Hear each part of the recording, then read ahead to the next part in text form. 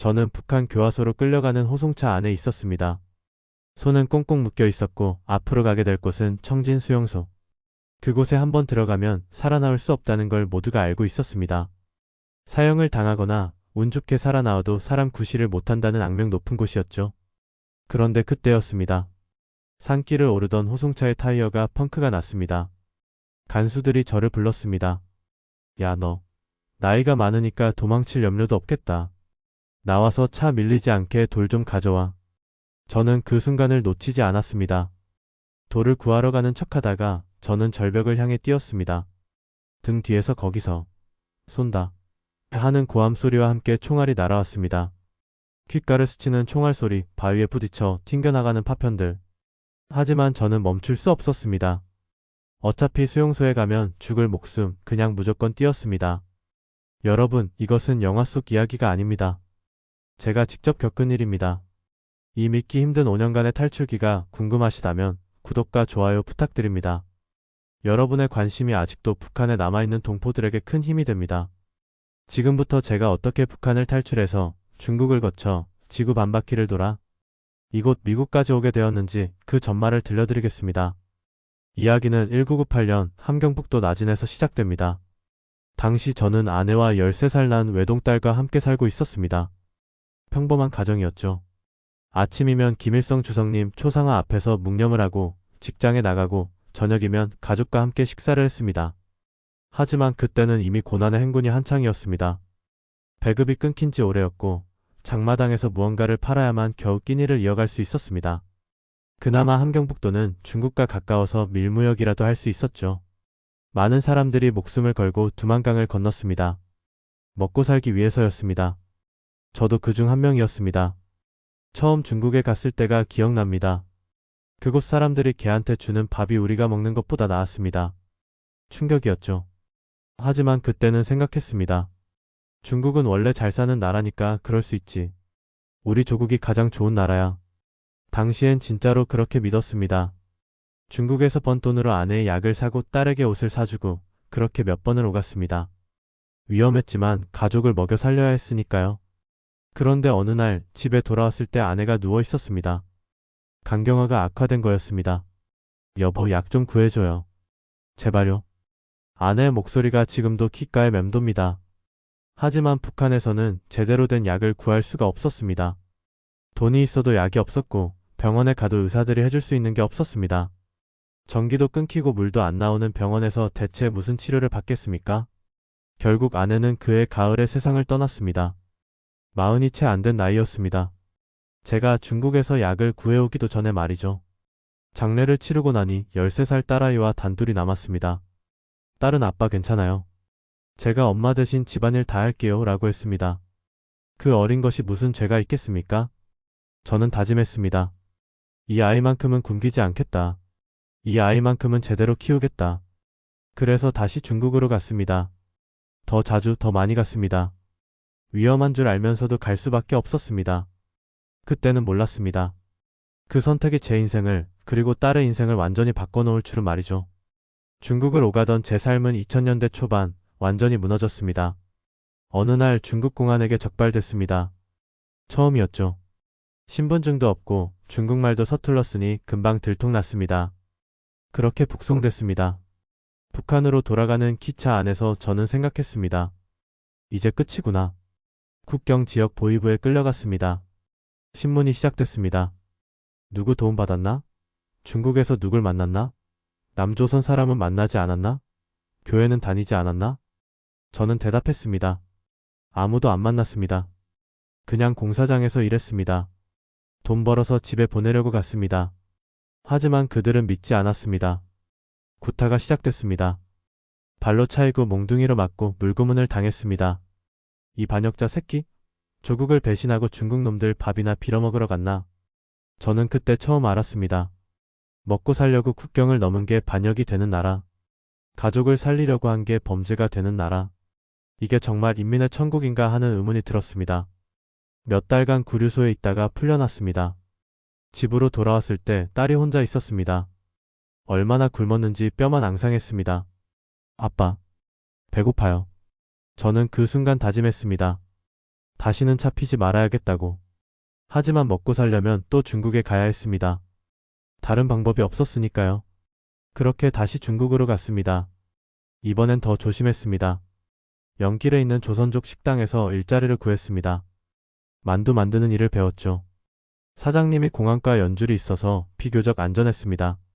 하지만 중국 정부의 탈북자 단속이 점점 심해졌습니다. 한 명 신고하면 300위안씩 포상금을 준다는 소문이 돌았습니다.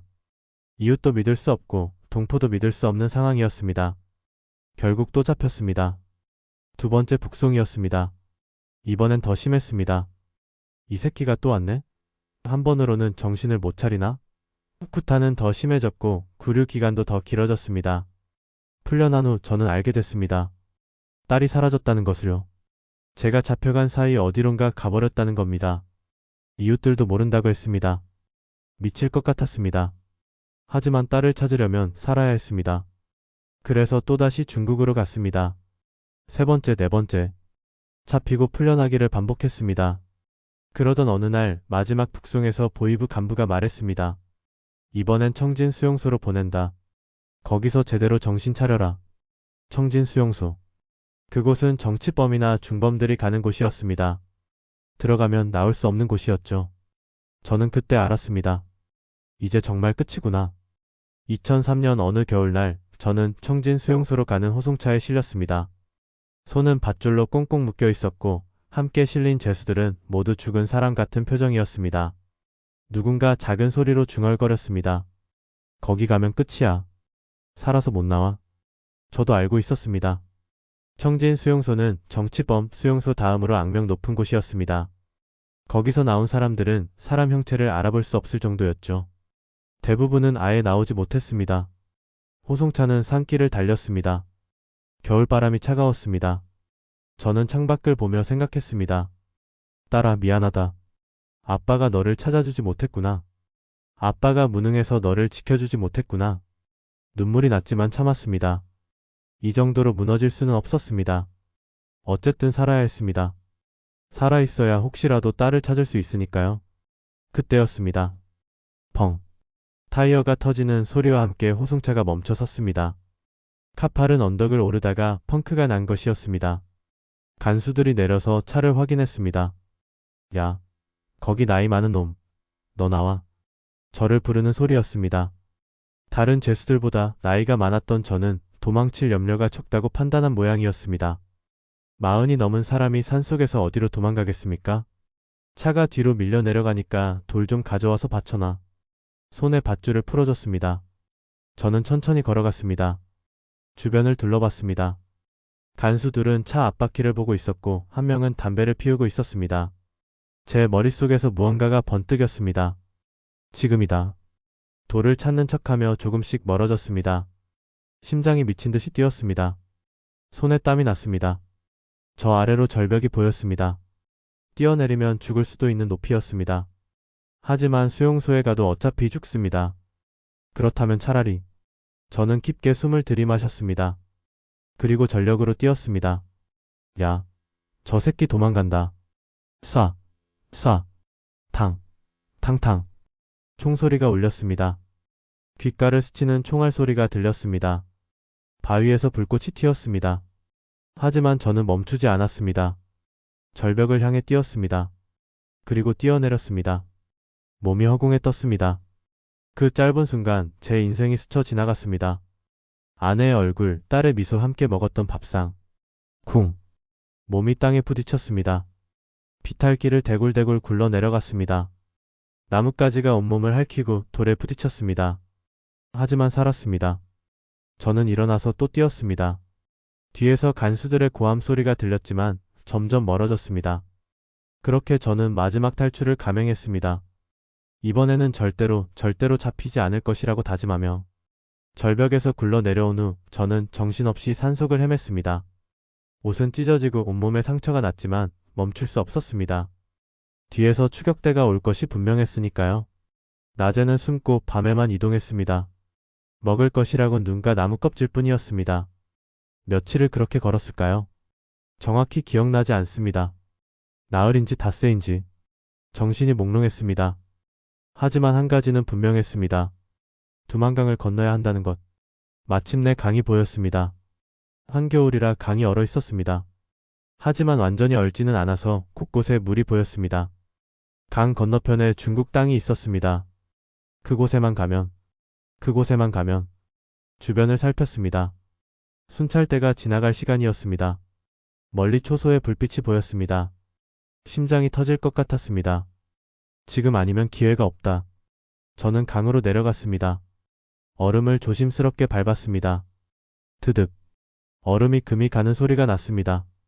천천히, 아주 천천히 걸었습니다. 그때였습니다. 거기서 순찰대였습니다. 손전등 불빛이 저를 비췄습니다. 저는 뛰기 시작했습니다. 쏴. 총소리가 울렸습니다. 얼음에서 물이 튀었습니다. 저는 미친 듯이 뛰었습니다. 얼음이 깨지는 소리, 총알이 날아오는 소리, 구함 소리. 모든 것이 뒤섞였습니다. 꽈당. 얼음이 깨지면서 물속으로 빠졌습니다. 겨울 강물은 뼈를 애는 듯 차가웠습니다. 하지만 오히려 다행이었습니다. 어둠 속에서 저를 찾기 어려울 테니까요. 물속에서 헤엄쳐 반대편으로 갔습니다. 죽을 것 같았습니다. 몸이 얼어붙는 것 같았습니다. 하지만 멈출 수 없었습니다. 마침내 중국 쪽 땅을 밟았습니다. 그 순간을 뭐라고 표현해야 할까요? 살았다는 안도감? 자유에 대한 희망? 아니면 딸을 찾을 수 있다는 기대? 모든 감정이 한꺼번에 밀려왔습니다. 하지만 기뻐할 시간은 없었습니다. 젖은 옷을 입고 있으면 얼어 죽을 테니까요. 저는 산속으로 들어가 걷고 또 걸었습니다. 다음 날 아침 어느 마을에 도착했습니다. 조선족이 사는 마을이었습니다. 한 집 문을 두드렸습니다. 저기, 도와주십시오. 북에서 왔습니다. 문이 열렸습니다. 중년의 조선족 아주머니였습니다. 저를 보더니 한숨을 쉬었습니다. 또 왔구만. 어서 들어와요. 그 아주머니는 옷을 갈아입혀주고 뜨거운 국밥을 주었습니다. 평생 먹어본 밥 중 가장 맛있었습니다. 여기 며칠 있다가 연길로 가요. 거기 가면 탈북자들 많아요. 일자리도 구할 수 있을 거예요. 그렇게 저는 연길에 도착했습니다. 2003년 겨울이었습니다. 연길에는 정말 탈북자들이 많았습니다. 모두들 숨어 살고 있었지만 서로 도왔습니다. 저는 한 조선족 식당에서 일자리를 구했습니다. 만두를 만드는 일이었습니다. 사장님이 좋은 분이었습니다. 연길시 공무원과 연줄이 있어서 공안 단속도 비껴갔습니다. 저는 열심히 일했습니다. 딸을 찾을 수 있다는 희망으로. 하지만 3년이 흘렀습니다. 딸의 소식은 들을 수 없었습니다. 2006년 여름 중국 정부의 탈북자 단속이 점점 심해졌습니다. 거리 곳곳에 공안들이 검문을 했고 탈북자 한 명 신고하면 300위안씩 포상금을 준다는 소문이 돌았습니다. 같은 탈북자끼리도 서로를 믿을 수 없게 됐습니다. 언제 누가 배신할지 모르는 상황이었죠. 그러던 어느 날 식당 사장님이 조용히 말했습니다. 여기도 이제 위험해요. 공안들이 우리 식당도 조사한대요. 빨리 다른 곳으로 가는 게 좋겠어요. 어디로 가야 할까요? 북한으로는 절대 돌아갈 수 없었습니다. 중국에 남아있어도 언젠가는 잡힐 것이 분명했습니다. 한국을 생각해봤습니다.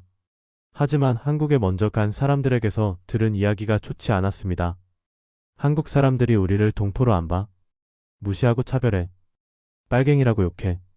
그런 말들을 들으니 용기가 나지 않았습니다. 그때 연락이 왔습니다. 몇 년 전 중국에서 알게 된 친구였습니다. 그 친구는 이미 미국에 가 있었습니다. 형님, 저 미국 왔어요. 여기는 진짜 자유로워요. 형님도 오세요. 제가 브로커 연결해 줄게요. 미국. 그곳은 너무 멀게만 느껴졌습니다. 하지만 다른 선택지가 없었습니다. 친구가 보내준 브로커의 지시를 따라 남쪽으로 이동했습니다. 기차를 타고 버스를 타고 며칠을 이동해서 운남성에 도착했습니다. 그때가 2006년 8월이었습니다. 운남에서 위조 여권을 받았습니다. 한국 여권이었습니다. 처음 보는 여권이었지만 이것이 제 유일한 희망이었습니다. 이 여권으로 베트남 가세요. 거기서 또 연락 올 거예요. 브로커의 말대로 국경을 넘어 베트남으로 갔습니다. 심장이 터질 것 같았습니다. 입국 심사대를 통과할 때 다리가 후들거렸습니다. 하지만 다행히 무사히 통과했습니다. 베트남에서 며칠을 기다렸습니다. 싸구려 여관에 숨어 지내며 다음 지시를 기다렸습니다. 지금부터 본격적인 여행이 시작됩니다. 브로커의 전화를 받고 작은 배를 탔습니다. 화물칸에 숨어서 태국 남부로 이동했습니다. 바다는 거칠었고 배는 심하게 흔들렸습니다. 배멀미로 죽는 줄 알았습니다. 태국에서 다시 싱가포르로 들어갔습니다. 이번에는 비행기였습니다. 생전 처음 타보는 비행기였습니다. 싱가포르 공항에서 또 전화가 왔습니다. 지금부터 아르헨티나행 비행기를 타세요. 부에노스아이레스에 도착하면 누가 마중 나올 거예요. 아르헨티나? 그게 어딘지도 몰랐습니다. 하지만 브로커를 믿을 수밖에 없었습니다. 지구 반대편으로 날아갔습니다. 비행기 안에서 생각했습니다. 내가 지금 뭘 하고 있는 거지? 이게 꿈인가 생시인가? 부에노스아이레스, 파라과이, 멕시코, 과달라하라.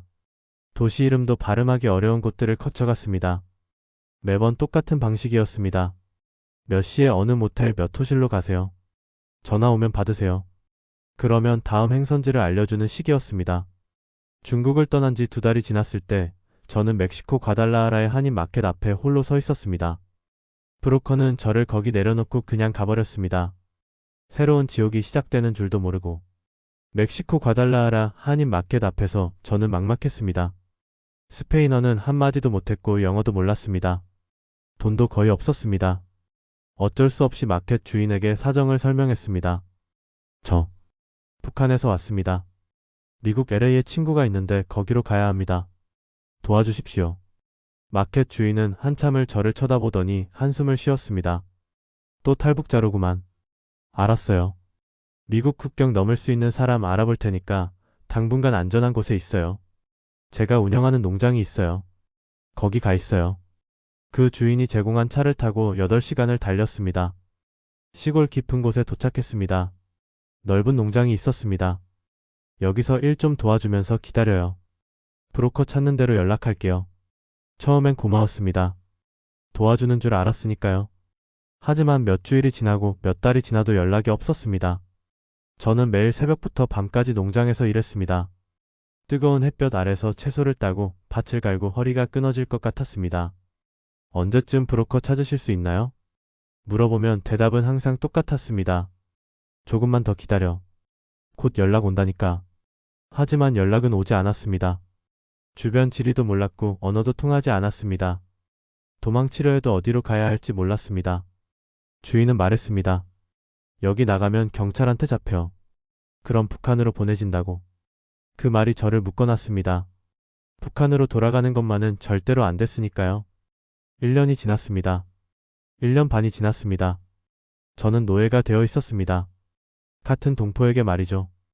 그러던 어느 날 같이 일하던 멕시코 사람이 한국말을 조금 알아듣는다는 걸 알게 됐습니다. 그는 LA 한인타운에서 10년간 일했다고 했습니다. 나 미국 가고 싶다 도와줘. 그에게 간절히 부탁했습니다. 그는 고민하더니 고개를 끄덕였습니다. 오케이. 내가 아는 사람 있어. 하지만 위험해. 저는 주인에게 말했습니다. 나가겠습니다. 밀린 임금 주십시오. 주인은 화를 냈습니다. 무슨 소리야? 내가 먹여주고 재워줬잖아. 돈은 무슨 돈이야? 결국 $20만 받았습니다. 1년 반 일한 대가가 고작 $20였습니다. 멕시코인 친구와 함께 텍사스 국경으로 향했습니다.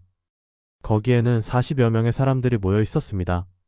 모두 미국으로 미립국하려는 사람들이었습니다. 밤이 되자 움직였습니다. 철조망을 넘었습니다. 어둠 속에서 몇 시간을 걸었습니다. 그때였습니다. 멈춰. 국경 수비대였습니다. 손전등 불빛이 사방을 비췄습니다. 모두들 비명을 지르며 도망쳤습니다. 저도 뛰었습니다. 다시 북한에서 총알을 피해 도망치던 그때가 생각났습니다. 잡히면 끝이다. 잡히면 죽는다. 어둠 속에서 정신없이 뛰었습니다. 그런데 갑자기 다리가 허공에 떴습니다. 와! 몸이 구덩이로 떨어졌습니다. 물속으로 풍덩 빠졌습니다. 더러운 물이었지만 오히려 다행이었습니다. 여기 숨으면 찾지 못할 테니까요. 저는 그 구덩이 속에서 3시간을 숨어 있었습니다. 악취가 났지만 참았습니다. 수비대가 철수하는 소리가 들릴 때까지 꼼짝하지 않았습니다. 밤새 걸어서 주유소를 찾았습니다. 손에 쥔 $20와 친구 전화번호를 적은 종이를 점원에게 건넸습니다. 몇 시간 후 친구가 차를 몰고 왔습니다. 형님, 형님, 진짜 살아왔네. 그 순간 눈물이 났습니다. 5년간의 긴 여행이 끝나는 순간이었습니다. 2008년 저는 마침내 LA에 도착했습니다. 친구와 인권운동가 수잔 솔티 여사의 도움으로 난민 신청을 했습니다. 몇 달의 심사를 거쳐 난민 지위를 인정받았습니다. 그리고 영주권을 받았습니다. 처음 그 카드를 손에 쥐었을 때의 감정을 뭐라 표현해야 할까요? 이제 더 이상 도망다니지 않아도 된다. 아무도 나를 잡아가지 않는다. 나는 자유다. 눈물이 났습니다. 북한을 떠난 지 5년 만이었습니다.